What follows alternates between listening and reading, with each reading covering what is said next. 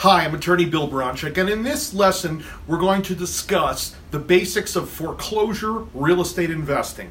First, we have to do is identify the foreclosure process that is applicable in your particular state where you're investing.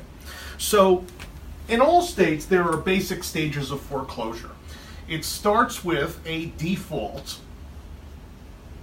That's when the homeowner misses one or more payments, and at some point, maybe make it 3 months, maybe 6 months, maybe even more, the bank is going to declare the note payable in full.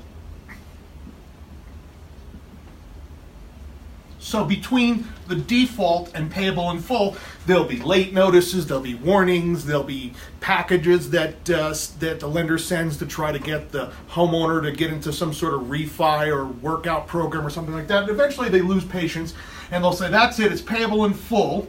And then usually within a certain time period after that, about 30 days, they're going to start the foreclosure process.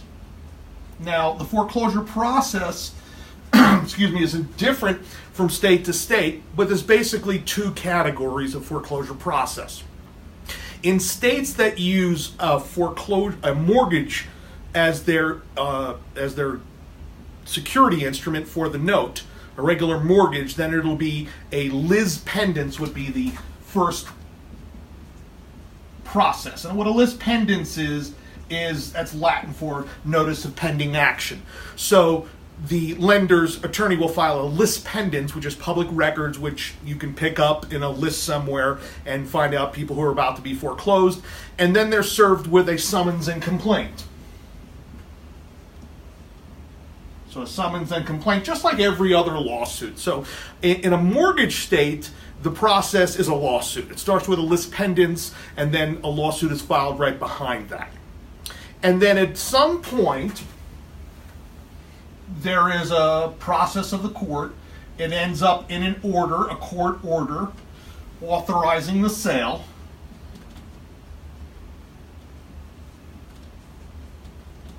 And then it goes to an auction. Okay? In a deed of trust state, a deed of trust is basically the same thing as a mortgage, but it's a different type of security instrument used to secure a note and a lien against the property.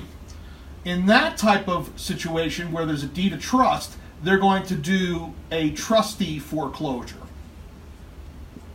And that usually involves little or no court intervention. So the two types of foreclosures are judicial, involving a court, a mortgage, a lis pendens, summons and complaint lawsuit, or non-judicial, which is a trustee foreclosure. Simply declare the note due and payable. You start with a notice of default. Usually it's, instead of a lis pendens, it's what you call an NOD, or notice of default. In Colorado, where I live, they call it an NED, notice of election and demand, but it's the same thing. It's an NOD. It's a notice of default, and then they advertise it for a certain number of weeks or months, and then put it up again for an auction. In some states, you also have to get a court order authorizing the sale, even in a non-judicial foreclosure. So some states there's no court involved, some states there's some court involved, and in mortgage states the court is involved through the whole process. But in the end, it's the same thing. You stop making payments, they declare it in full, they start the foreclosure process, whatever that may be, and at some point there's an authorized sale and an auction at the courthouse steps or wherever they do the auction. If nobody bids, or if no one outbids the lender, because the first bidder is always the lender, amount they're owed, and then if someone bids $1 higher and no one else bids, then that person gets it, otherwise the bank gets the property, and after the auction it is real estate owned, or what we call REO. So that's the basic process. Now, some states have what are called redemption rights. A few states have them. And that's the right, even after the sale, to come back and say, wait a minute, I want to pay it all off and get my house back. Now, how much is the payoff? Well, excluding additional interest and court fees and attorney's fees and whatever, you have to pay back basically whoever was the high bid. So if the high bid was the bank, it's that amount plus penalties and interest and so forth. If some other investor bid $20,000 more, then that's your redemption amount. Okay? But most states don't have redemption after auction. It's real estate owned. You'll have to check with your particular state and research if there is a redemption period. But that's just a waiting period where the homeowner gets like one last crack at getting his property back. Now, understand the difference between cure and redemption. A cure means you can make up the back payments and reinstate the loan and then go about your business as you did before you defaulted. You can do that in just about every state all the way up until the order authorizing the sale.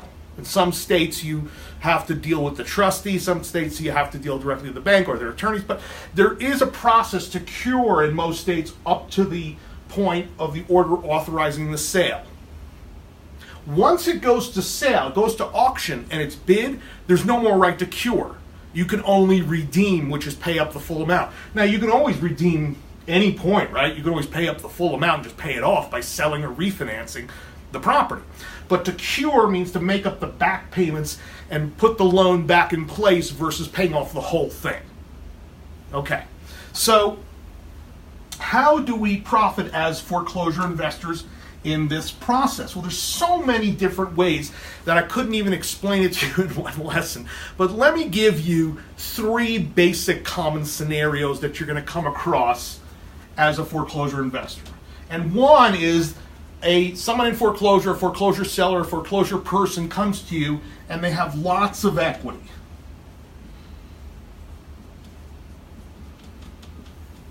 Meaning what they owe compared to what it's worth, there's a substantial amount of equity in there.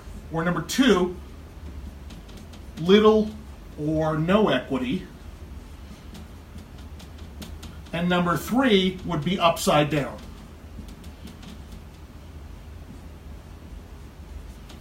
Those are the 3 basic scenarios, right? So someone's going to call you up, or you're going to call someone who's in foreclosure, or come across someone in foreclosure, and either they have a lot of equity, 30% or more. 2, they have little or no equity, maybe 10 or 15%, or even just break even.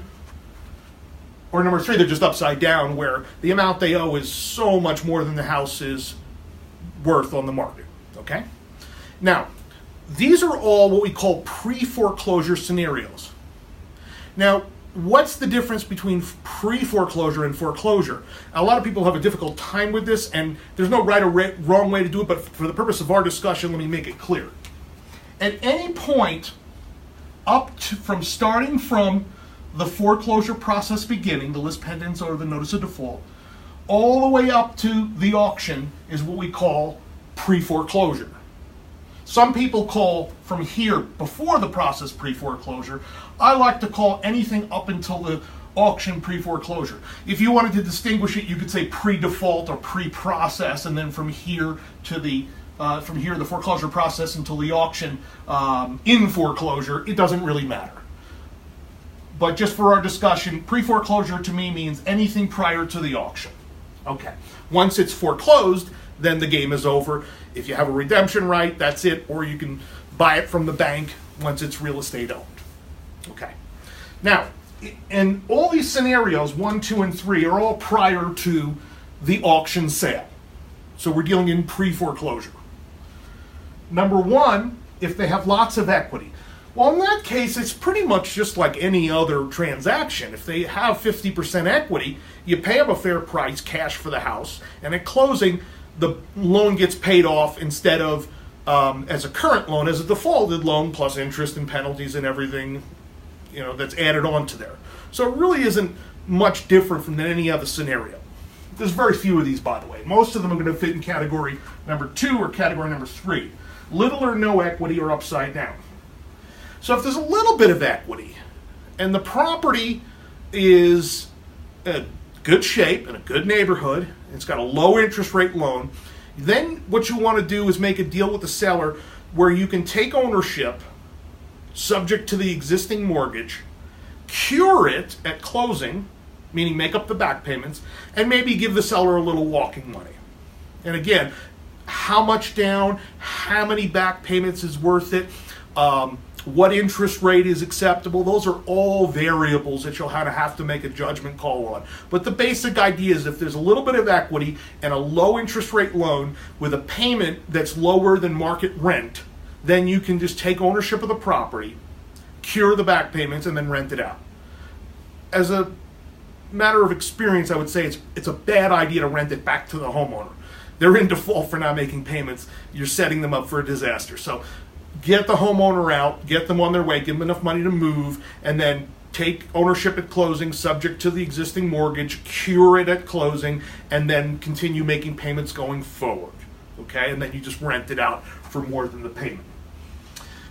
Even with no equity, even Steven, it's worth $300, they owe $300, but if the payment, all inclusive, is $1,500 a month and you can rent it for $2,000 a month, that's $500 a month positive cash flow.